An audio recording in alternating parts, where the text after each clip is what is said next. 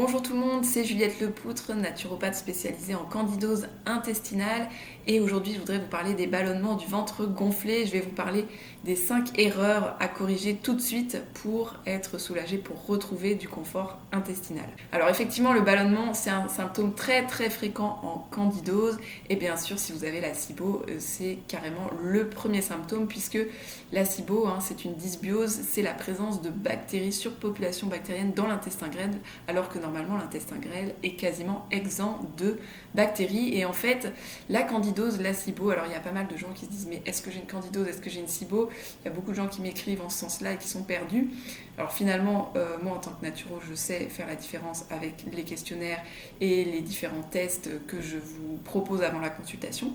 Mais en fait, la SIBO, la candidose, c'est bien souvent même cause, mêmes effets et même traitement. Alors c'est parti, je vous détaille les 5 erreurs courantes et que vous pouvez corriger dès aujourd'hui. Alors première erreur que je vois, c'est le fait de ne pas mastiquer assez. Ça c'est une catastrophe aujourd'hui je pense dans notre société, on mange trop vite, on n'a pas appris à mastiquer, il faut mastiquer jusqu'à ce que vos aliments soient quasiment liquides puisque sinon, vous donnez énormément de travail à votre système digestif. Normalement, l'estomac n'envoie dans l'intestin grêle que des particules qui font moins de 0,2 mm. C'est tout petit, mais si vous ne mastiquez pas assez, l'estomac, vous le fatiguez énormément et à force d'année en année, il lâche un petit peu l'affaire et puis il envoie à l'intestin grêle des choses mal digérées et vous avez les bactéries qui prennent le relais, qui se développent dans l'intestin grêle pour digérer à votre place, pour venir vous donner un coup de main, mais c'est ça qui génère énormément de gaz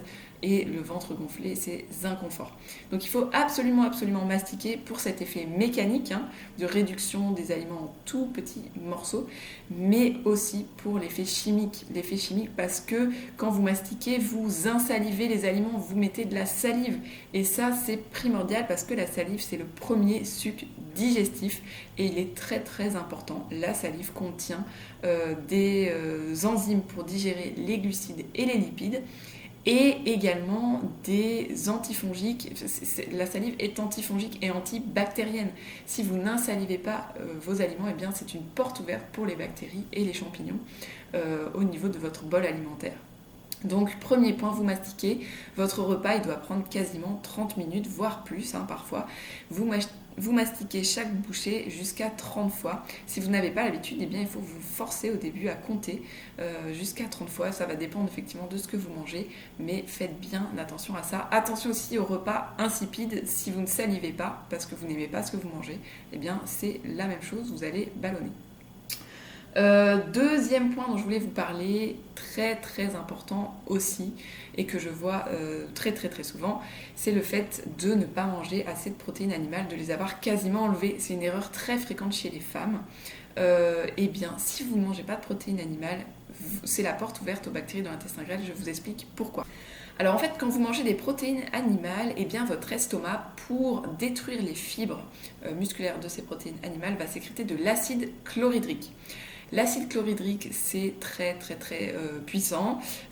Ça va détruire également toutes les bactéries et tous les champignons parce que l'acidité de l'estomac va descendre à un pH très bas et quasiment aucune bactérie et champignon ne résiste à ça. Donc, votre bol alimentaire il va devenir quasiment stérile grâce à cette présence de protéines animales qui a déclenché de l'acide chlorhydrique.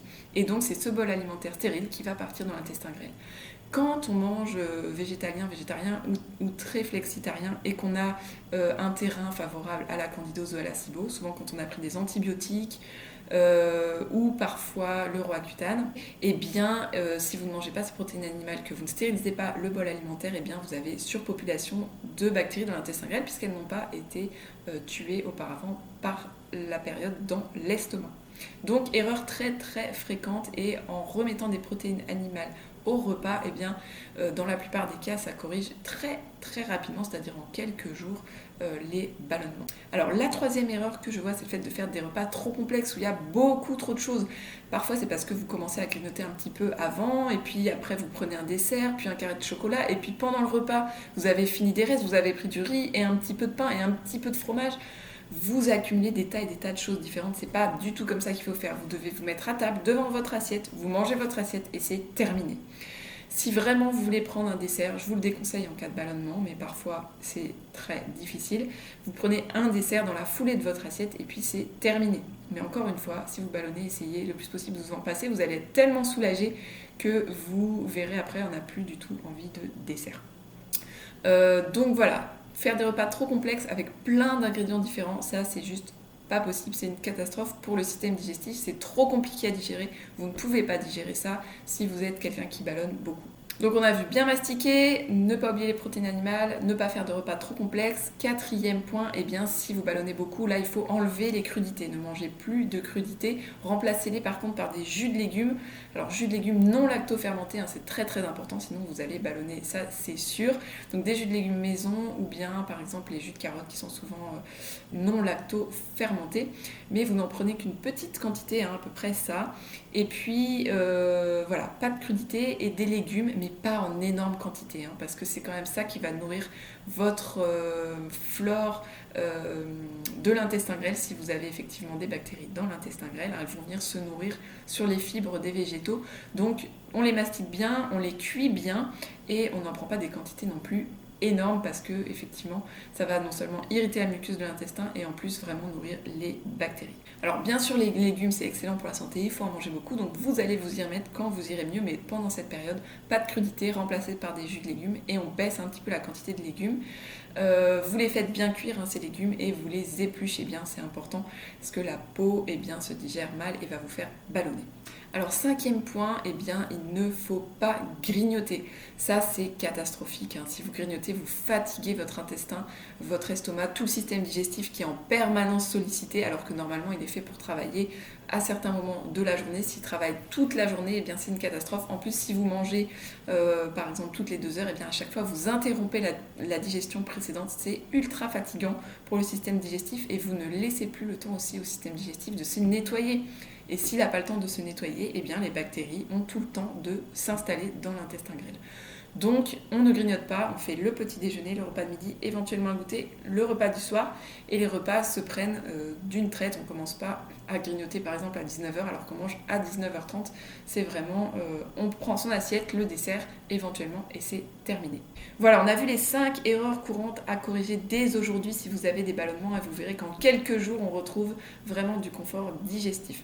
Alors si vous avez aimé cette vidéo, vous pouvez mettre un petit like. On peut aussi se retrouver sur le blog Fricocotte et sur mes pages Instagram et Facebook Fricocotte aussi. Si vous souhaitez une consultation, il y a aussi une page sur le blog, vous pourrez accéder à mon agenda pour prendre un rendez-vous. Voilà, je vous souhaite bon courage avec vos ballonnements, mettez ça en place, prenez note et vous verrez que vous allez déjà être bien soulagé. Je vous dis à très bientôt pour une nouvelle vidéo. N'hésitez pas à vous abonner si vous êtes intéressé par ces sujets. Belle journée et courage pour votre guérison digestive.